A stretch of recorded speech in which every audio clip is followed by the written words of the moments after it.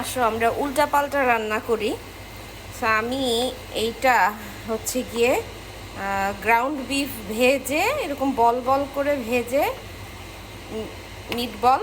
আমি এই যে এইখানে এটা দেখতে লাউয়ের মতো লাগতেছে, এটা অ্যাকচুয়ালি একটা বিশাল এক সাইজের একটা স্কোয়াশ ছিল, ওই যে জুকিনির মতো যে স্কোয়াশগুলো, ওইটা এরকম বড় সাইজের ছিল। আমি ফার্মার্স মার্কেট থেকে আনছিলাম, ওইটা দিয়ে আমি এরকম রান্না করতেছি। এটার মধ্যে অনেক সব মশলা দিছি, প্লাস গরম মশলা, টমেটো, আর আমি ক্যাচআপ দিয়ে দিছি। দেখি, আমি তোমাদেরকে জানাবো উল্টাপাল্টা খাবারটা খেতে মজা হয়েছে নাকি। আর মজা না হলে আমি আমার ওই আমের আচারের এক্সপিরিয়েন্সের মতো কিছু বলবো না।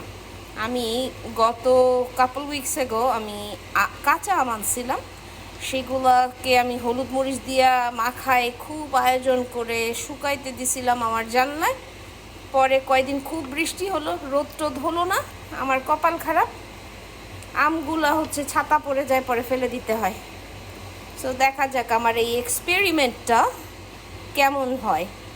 খাইতে ভালো হইলে ভালো জানাবো, আর খারাপ হলে চুপ করে থাকবো। বাই।